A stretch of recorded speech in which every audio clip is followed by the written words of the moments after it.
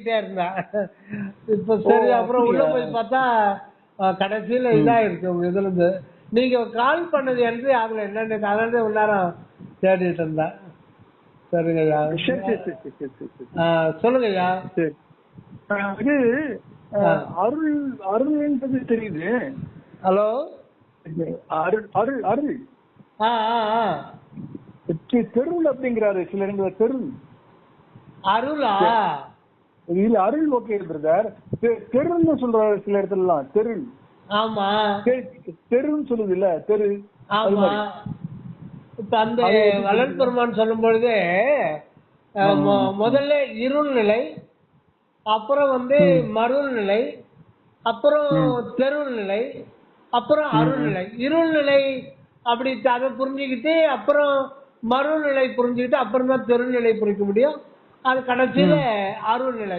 இப்ப இருள் நிலைன்னா இது புரிஞ்சுக்கிட்டாதான் தெருநிலைக்கு நம்ம சொல்ல முடியும். இருள் நிலைன்றது இப்ப தூங்குறோம் இல்லைங்களா?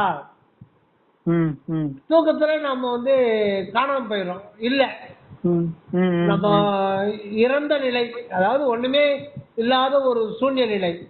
அந்த நிலையில தான் நம்ம ஆதியில இருந்தோம். நமக்கு புல் பூண்டு முதல்ல தேகம் கிடைச்சிருக்கு இல்லையா? அதுக்கு முன்னாடி தேகம் இல்லாததான் இந்த ஆன்மா இருந்தது. அந்த அந்த நிலைக்கு பேர் தான் ஆணவ இருள், அதாவது அக இருள் பேர்.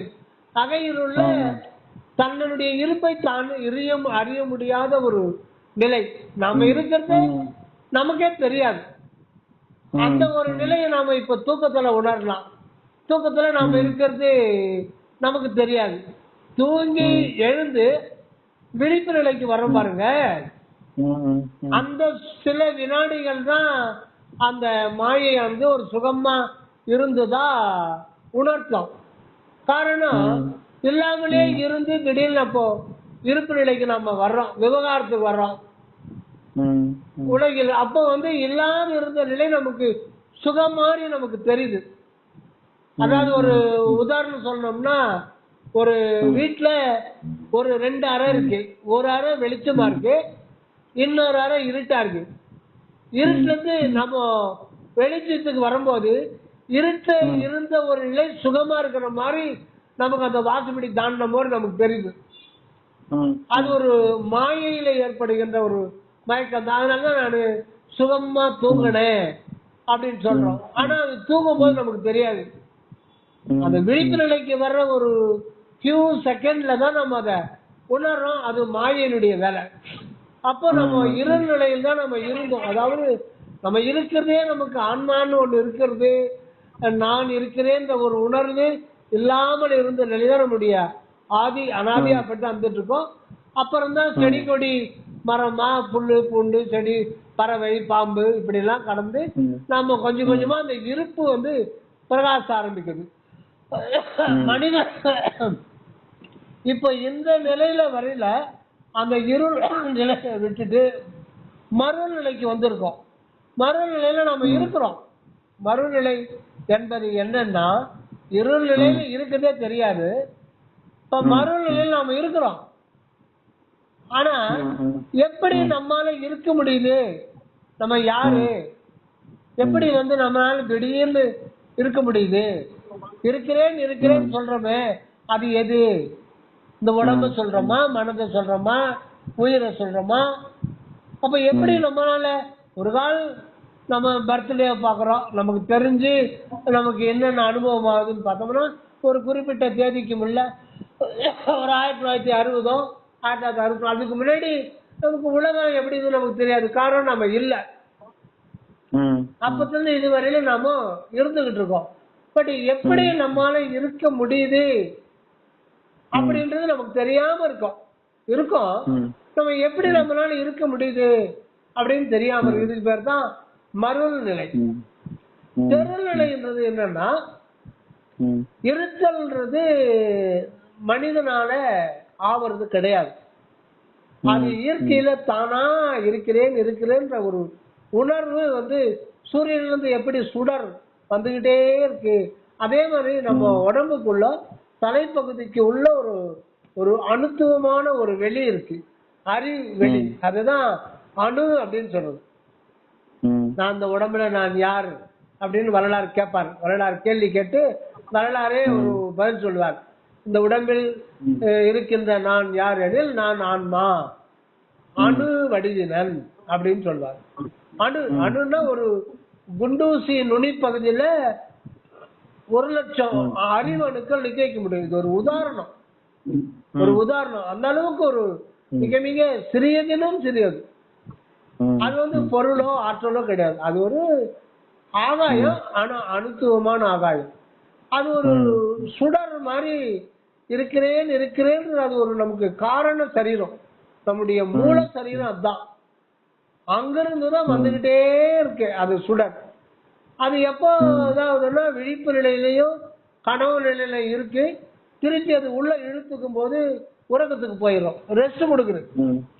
இல்லைன்னா தொடர்ந்து இருந்தா இப்ப இருக்கிற ஒரு நிலையில நம்ம இறந்து போயிடுவோம்.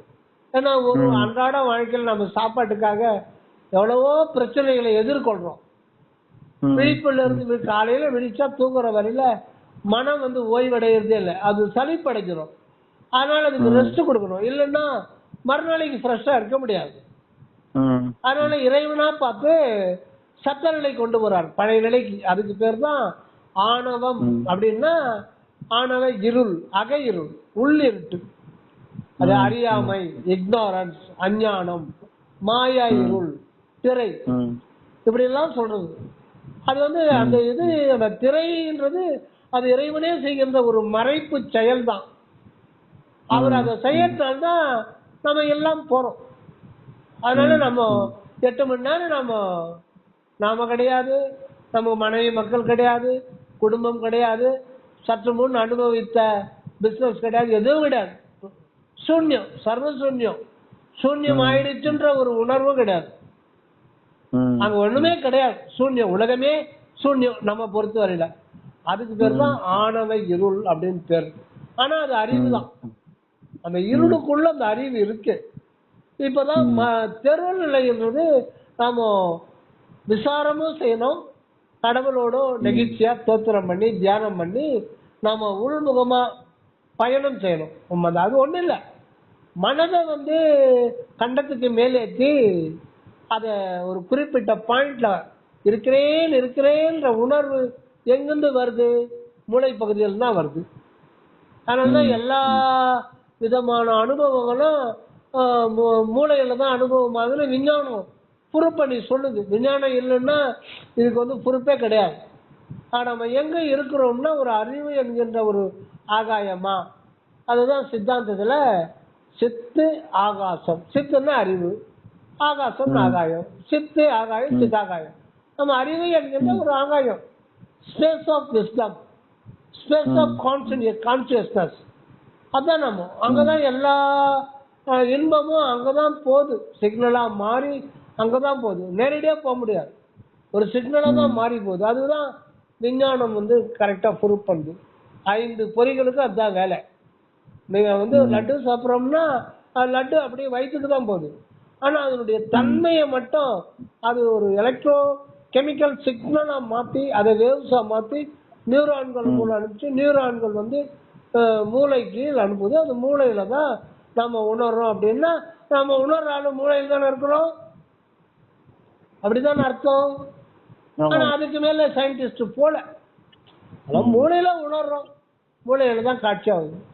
இப்போ ஐயாவை ராஜசேகர் ஐயா ஜெய்ப்பூர்ல வந்து பாக்குறேன்னா, அங்க வீட்டுக்கு வந்து உங்களை பாக்குறேன்னா நீங்க எதில் இருக்கிறீங்க பாக்குறேன்னா அதெல்லாம் கிடையாது. அதெல்லாம் மாயி, அதெல்லாம் நம்ம மனதுல கற்பனை பண்ணுது.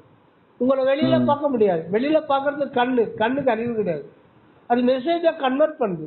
கன்வெர்ட் பண்ணி மூளையில கொடுத்த மூளையில இருந்து கட்டளையே அது சித்தாகாசத்துக்கு போகுது. அங்க ஒரு அறிவு வந்து அதை கிரகிக்குது, அறிவு எடுத்துக்குது. அறிவு எல்லாத்தையுமே அறிவு வந்து அப்படியே இழுக்குது. நம்ம சாப்பாடை உள்ள போடுறோம், உள்ள போட்டு அடுத்த ஒரு நிமிஷத்துல அது கூழாக்கி அந்த குடல் சுவர்கள் வேகமா உறிஞ்சுது எல்லாத்தையும். அந்த செல்லு தான், மற்ற செல்களுக்குலாம் அந்த அற்புதம் கிடையாது. குடல் செல்லு அந்த சத்தம் மட்டும் உறிஞ்சுது. புரோட்டீன்ஸு, கார்போஹைட்ரேட்ஸு, விட்டமின்ஸு, மினரல்ஸு கபகபகபான்னு வேகமா உரியுது. அந்த மாதிரி அறிவு வந்து புறத்துல வர நிகழ்ச்சிகள் எல்லாமே ஒரு குறிப்பிட்ட மண்டையில ஒரு குறிப்பிட்ட பாயிண்ட்டுக்கு போகுது. அப்போ இந்த ஒரு அறிவு அதுதான் நாமன்ற ஒரு இது வந்து நம்ம விசாரம் பண்ணதான் தெரியும். நம்முடைய மனோ ஆற்றலை எண்ணங்களற்ற நிலையில அங்க போக்கஸ் பண்ணணும், குவிக்கணும். உதாரணமா ஒரு சின்ன உதாரணம் மட்டும் உங்களுக்கு சொல்றேன். நாங்க 9வது படிச்சுட்டு இருக்கோம், கிராமம். அங்க அது சொல்லக்கூடாது, பட் நாயுடு ஆளுங்க அவங்க வந்து கொஞ்சம் வசதியா இருப்பாங்க. அவங்க வீட்டு 9வது படிக்கிற பையனை அயன் பண்ணி தான் போட்டுருவாங்க. அதெல்லாம் பார்த்தா எங்களுக்கு ஒரு மாதிரியா இருக்கும். நம்மளாம் மாதிரி இப்படி இருக்கோம், அயன் பண்ணி போட்டுவாங்க, வசதியானவங்க. அது ஒரு பையன் ரவிச்சந்திரன்ற பையன் கூட நல்லா ஞாபகம் சம்பவம். நான் அது முன்னாடி பார்த்தது இல்லை. அவன் அவங்க மாமா கொடுத்தாங்கன்னு சொல்லிட்டு மெட்ராஸ்ல இருந்து ஒரு கண்ணாடி எடுத்து வந்தான். அது லஞ்ச் டைம் 11 மணிக்கு 2 பீரியட் முடிஞ்ச பிறகு ஒரு 10 நிமிஷம் இன்டர்வல் விடுவாங்க. அந்த நேரத்தில் அவன் சூரிய வெளிச்சத்துல சுத்தி அதை ஒரு பேப்பர் கீழே வச்சு பண்றான். எங்க கிளாஸ்ல மொத்தம் 45 பேர், மொத்த பேரும் அவனை சுத்திட்டு என்னடா பண்றான்னு சொல்லிட்டு இடமே இல்லை அவனை சுத்தி. அப்புறம் சந்தில தலையை விட்டு பார்த்தா அந்த சூரியன் கிரகங்கள்ல அது வந்து அந்த லென்ஸ் வச்சுக்கிறான். அது ஒரு காஸ்ட்லி லென்ஸ் அவங்க மாமா கொடுத்தாங்கன்ட்டு அது அப்படியே ஒரு பாயிண்ட்ல குவிது. அந்த குவிஞ்சு அப்படியே ஆசிடிஸ் அப்படியே அது ஒரு தின் பாயிண்டா அந்த சுடர் அந்த பேப்பர்ல வைக்குது. இன்னொரு அவங்க நாங்க பாக்குறோம், அதுக்கு முன்னாடி நாங்க பார்த்தது இல்லை. பார்த்தா டப்புனு பேப்பர் பாத்திக்குது அந்த பாயிண்ட்ல. அதான் அதாவது இருக்கு, அதாவது அந்த லென்ஸ் இல்லைன்னா பத்தாது. ஆனா அந்த ரேஸ் சன்ரைஸ் இருக்கு, ஆனா அது பிராடா போயிட்டே இருக்கு. ஆனா அத ஒரு பாயிண்ட்ல குவிச்சு அதுல விடும்போது அந்த வெப்பம் வெளிப்படுது.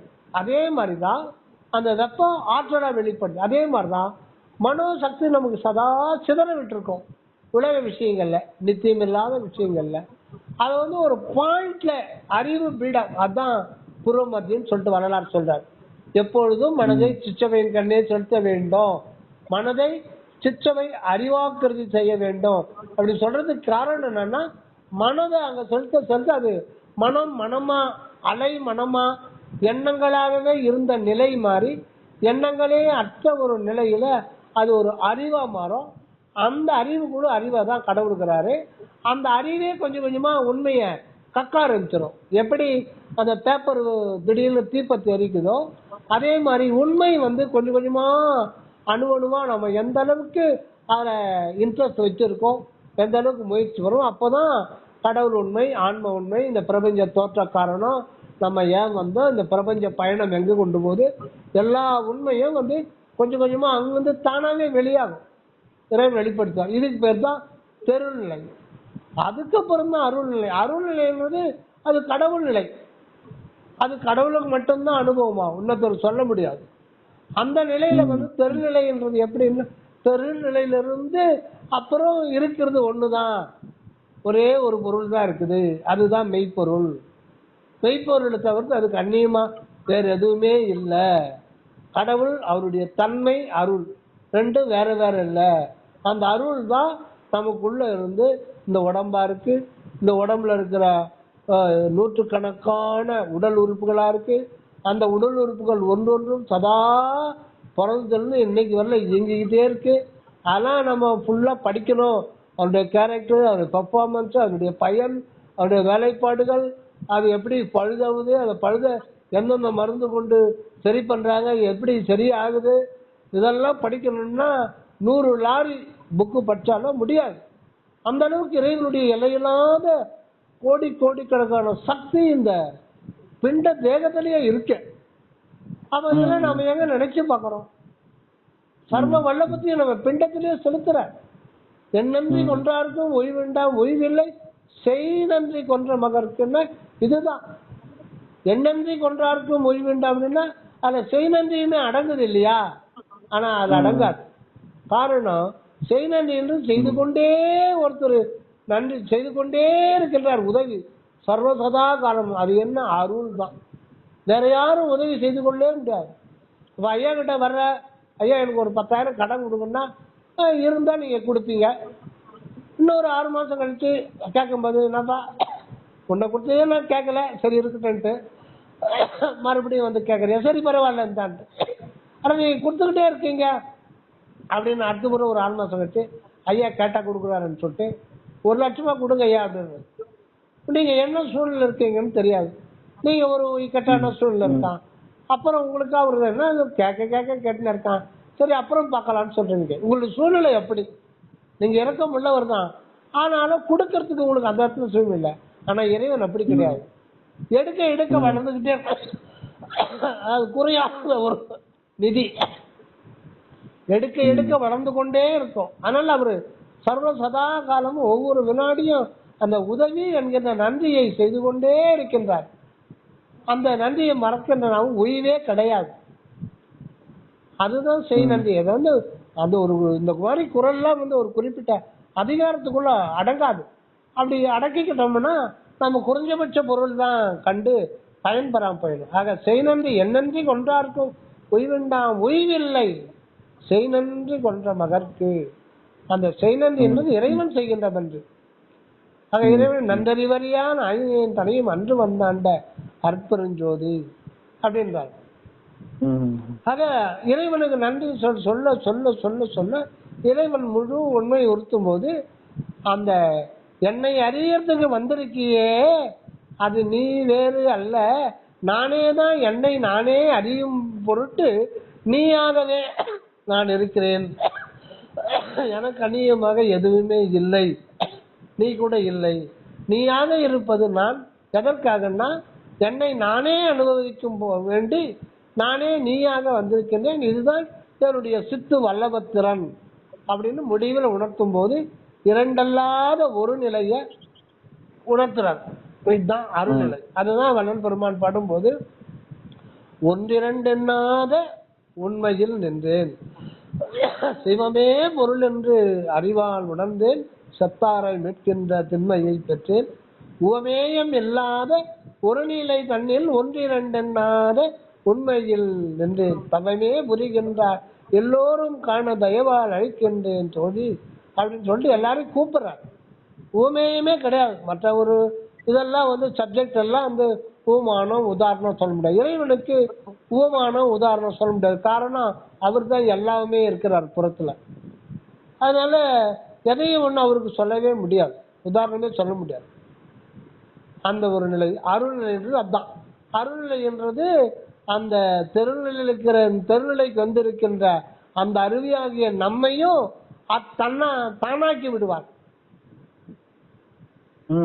சிவமாக்கி கொண்டான் என்று ஊது ஊது சங்கே, அருஜோதி ஆனேன் என்று ஊது ஊது சங்கே அப்படின்னு பாடுறாங்க. சிவமாக்கி இணையாண்ட அதாவது இந்திரிய வயமயங்கி, மணிவாசகர் பாடுவார், இந்திரிய வயமயங்கி இறப்பதற்கு காரணமாய் அந்தரமே திரிந்து போய் அருணரையில் வீழ்வேனை சிந்தைதனை மரமாற்றி சிவமாக்கி எனையாண்ட எந்த எனக்கு அருளியவாறு ஆர்குருவார் அச்சது. இறைவன் மணிவாசகரை தானாக்கி கொண்டானாம். அதே மாதிரிதான் வரலாறு வந்து அருஜோதி என்னை அருஜோதி ஆக்கி கொண்டான், நானும் நீயும் ஒன்றென்று உரைத்து நல்கு ஜோதியே.